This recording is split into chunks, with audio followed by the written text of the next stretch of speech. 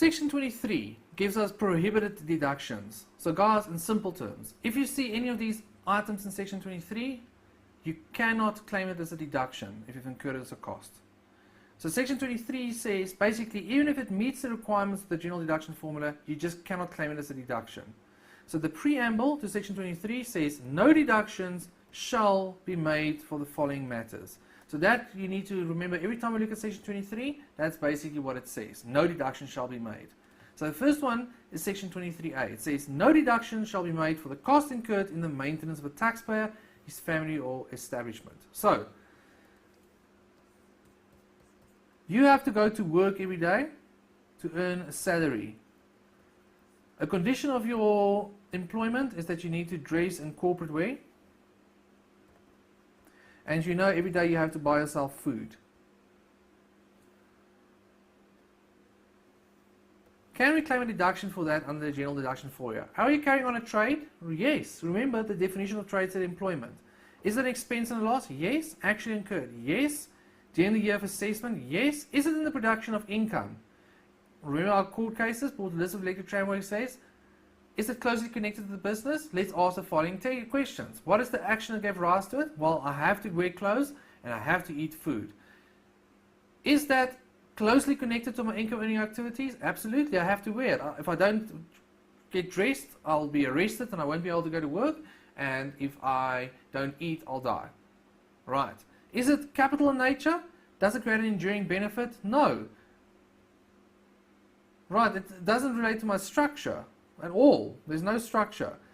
So can you see, it looks like we might have an argument to argue that some of it will be allowed as a deduction under the general deduction formula. Section 23A though is a section that just tells you maintenance, so that's food, clothing, all of the stuff that you have to do to live, you can't claim a deduction for it. So even if you could argue it, Section 23A says sorry. Section 23B, this is the home office section. Can you claim a deduction for a home office? Now guys, very quickly, how does it work? It says you may not claim, remember it starts, domestic or private expenses. So you may not claim it, including the rent of or cost of repairs or expenses in connection with a premises not occupied for the purpose of trade, or any dwelling house or domestic premises except as such part may be occupied for the purpose of trade. So up to there, what they're trying to say is, my example of the doctor, that 20% that the doctor occupies to run his office out of, that is occupied for the purpose of trade, and you can claim it. So they're saying, remember, because they say except. So you can claim that 20%, you can't claim the 80%. But now, here we go. Provided that such part, what also applies here is in a home office. Can you claim a home office expense? Okay, so provided that such part shall not be deemed to have been occupied for the purpose of trade unless such part is specifically equipped for purpose of the taxpayer trade and regularly and exclusively used for such purposes. Very important. So they say, if you have a home office and you want to claim expenses for it, you must, first of all, have it specifically equipped for your trade.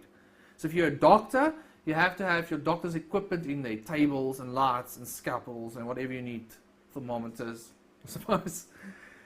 If you're an accountant, let's say, running your home office, maybe you just need a computer and a printer, right, whatever the case may be, but it must be for your trade. But then also, it must be regularly and exclusively used for such purpose. So you can't just use it once a year for a day, this room, and then say it's an office. You must use it on a regular basis, but more importantly, it must be exclusively used for it. So you can't just take a room in your house which has a bed in it and then put a desk in it and say now it's a home office, because they'll say but someone can sleep here, so it's not exclusively used. That's not what you do in an office. So that's the first part of the requirement. And no deduction shall be in any event be granted where the taxpayer's trade constitutes any employment or office. So there they go and they say, you may not claim home office expenses if you are employed. So if you're working for someone, you can't claim anything.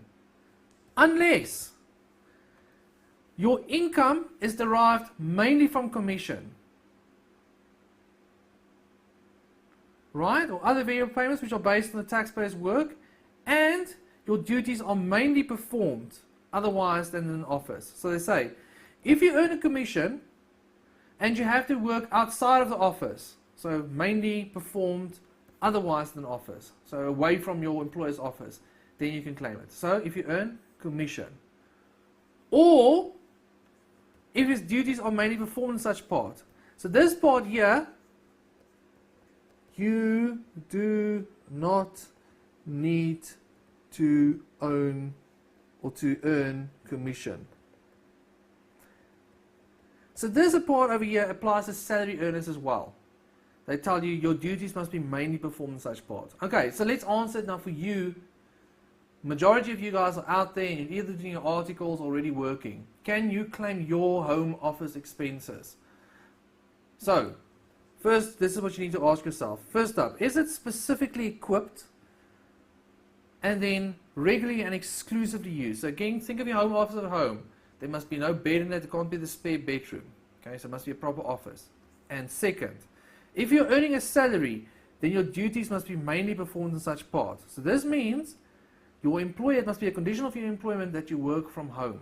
So if you have an office that you have to go to every day and you just work overtime at home or on weekends, sorry, that is not where you mainly perform your duties, so therefore you can't claim it.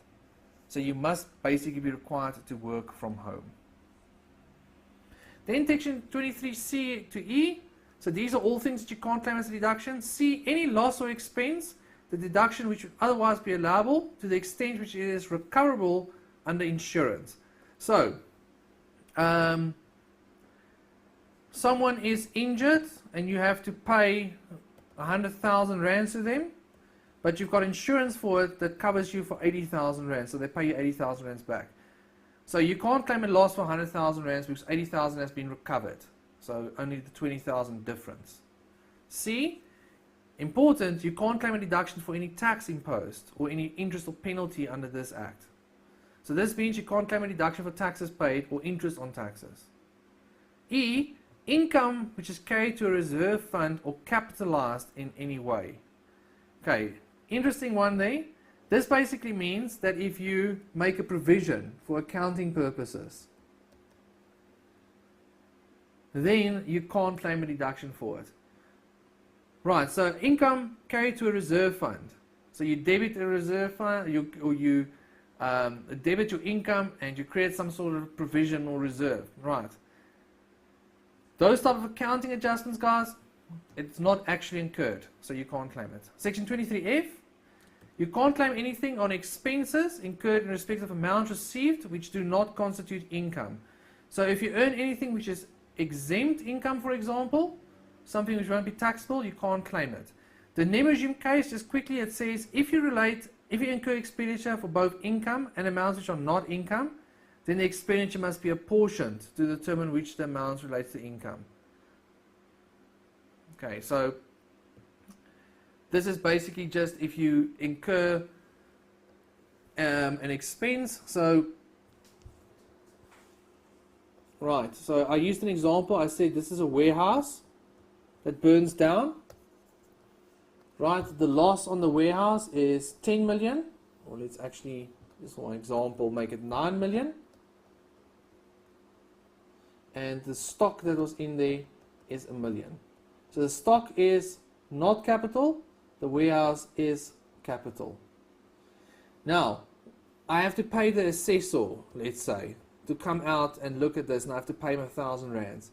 I'll only be allowed to claim the amount that relates to the stock. So I have to do maybe 1 million over 10 million. Right, the total is 10 million. So 10% of it will be allowed. This is an example.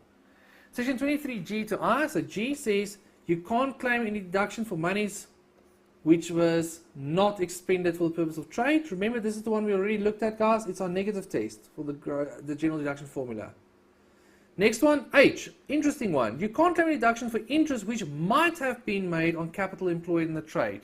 So, if you have 1,000 rands and interest per year in the bank is 10%, you can't take that 1,000 rand and put it under your mattress and at the end of the year say, well, if I had invested it, I would have earned 100 rands in interest, so therefore I've lost out on 100 rands of interest.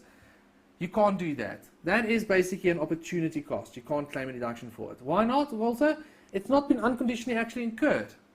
So even if this section wasn't there, you wouldn't be able to argue that it's an unconditional legal obligation. Right, you can't claim any deduction if it's already been deducted under retirement lump sum withdrawals.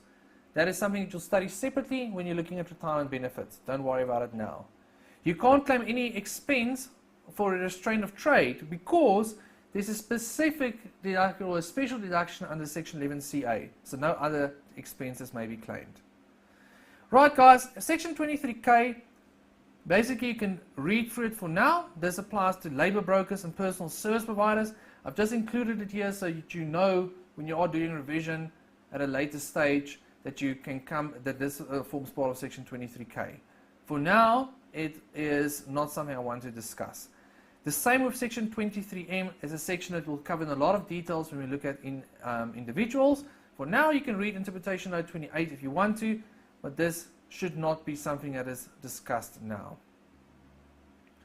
Section 23O and section 23Q. Section 23O, important one.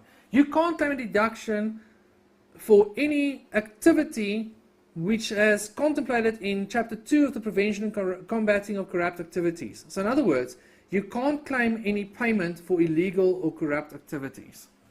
So, you earn commission and you are going to a client that is going to give you commission of 500,000 rands, but you're late. So you rush, you break the law, you drive too fast, you get speeding fines. So now you say, if I did not go and speed, I would not have been able to earn the 500,000 rands. So I believe it's closely connected to my income earning operations. Even if you could argue it, section 23O just says, sorry, you can't claim anything for illegal activities. Right, so any unlawful activity you can't claim for. Section 23Q says you can't claim a deduction for expenditure that you've incurred to earn foreign dividends. So that is it for section 23. For the rest of this section, guys, for the rest of the slides here, very simplistic and straightforward. Please just read through them. Thank you very much.